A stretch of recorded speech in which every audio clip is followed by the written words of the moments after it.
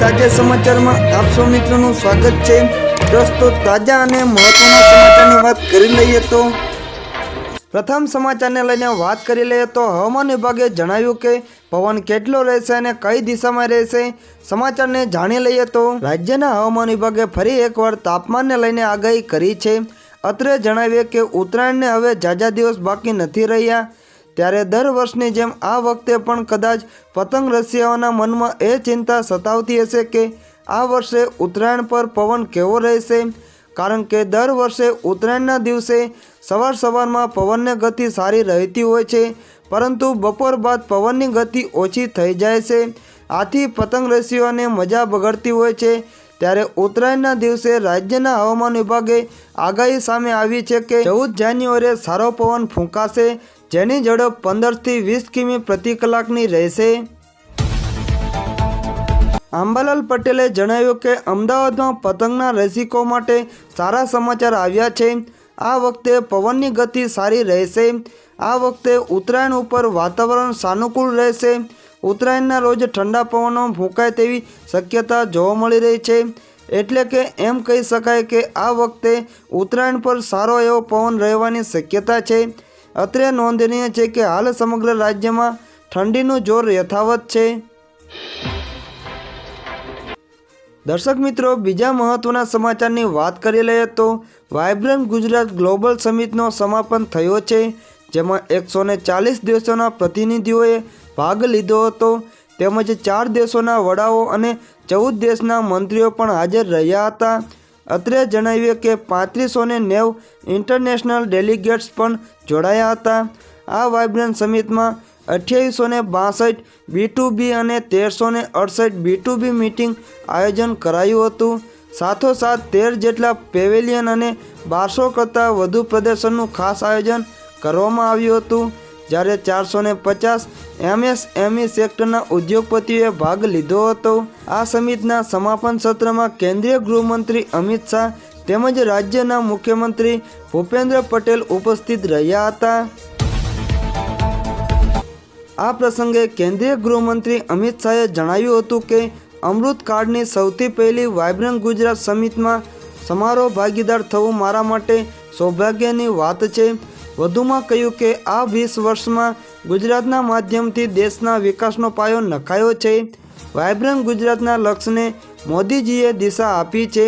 તેમણે ઉમેર્યું કે ત્રીજી વખત મોદીજી પ્રધાનમંત્રી બનશે, જે 5 વર્ષમાં જ આપણે દુનિયાની ત્રીજી અર્થવ્યવસ્થા બની જશે। G20 ફેમિલી વન ફ્યુચરના નારાને સમગ્ર દુનિયાએ સરાહ્યો છે। આજે ભારત વિશ્વમિત્ર બનીને ઉભર્યું છે। વાઇબ્રન્ટ ગુજરાતની ઇનોવેશન આઈડિયાને પ્લેટફોર્મ અપાયું અને તેની જમીન પર ઉતાર્યું છે।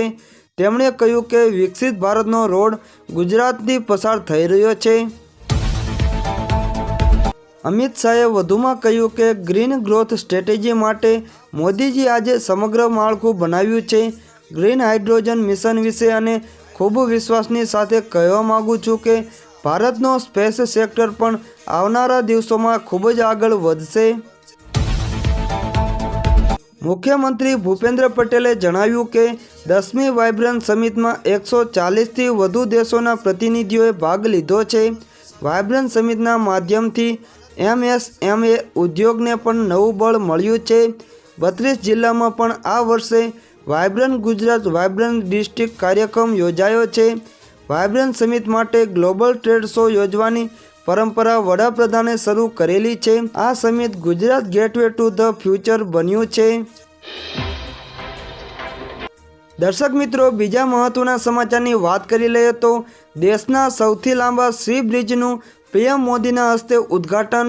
દરિયા પર 100 સ્પીડે દોડશે ગાડીઓ, મુંબઈનો ટ્રાફિક બારોબાર। સમાચારને જાણી લઈએ તો પ્રધાનમંત્રી નરેન્દ્ર મોદી આજે મુંબઈમાં અટલ બિહારી વાજપેયી સેવારી ન્હાવા સેવા અટલ સેતુનું ઉદ્ઘાટન કર્યું છે। આ કાર્યક્રમમાં મહારાષ્ટ્રના સીએમ એકનાથ શિંદે પણ હાજર રહ્યા હતા। મુંબઈમાં ટ્રાન્સ હાર્બર લિંકનું નામ હવે અટલ બિહારી વાજપેયી સેવારી ન્હાવા સેવા અટલ સેતુ રાખવામાં આવ્યું છે। પીએમ મોદીએ ડિસેમ્બર 2016માં આ પુલનું શિલાન્યાસ કર્યું હતું। અટલ સેતુના નિર્માણમાં 17,840 કરોડ રૂપિયાથી વધારેનો ખર્ચ કરવામાં આવ્યો છે। આ પુલ આશરે 21.8 કિલોમીટર લાંબો છે અને 6 લેનવાળો છે, જેનાથી હવે મુંબઈથી નવી મુંબઈ પહોંચવા માટે માત્ર 20 મિનિટ જેટલો સમય લાગશે।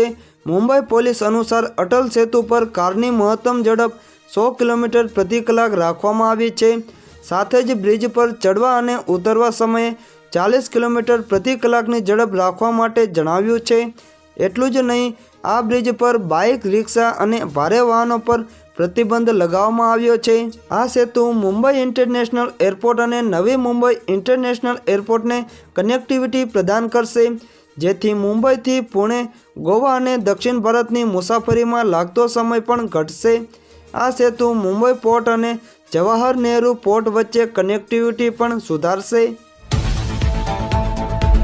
અટલ સેતુની વિશેષતાને જાણી લઈએ તો અટલ સેતુ મુંબઈ ઇન્ટરનેશનલ એરપોર્ટ અને નવી મુંબઈ ઇન્ટરનેશનલ એરપોર્ટને જોડવા જઈ રહ્યું છે।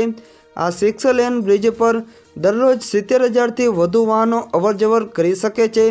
બ્રિજ પર 100 કિલોમીટર પ્રતિ કલાકની ઝડપે ટ્રેનો પણ દોડશે, જેના કારણે કલાકોની મુસાફરી મિનિટોમાં પૂર્ણ થશે।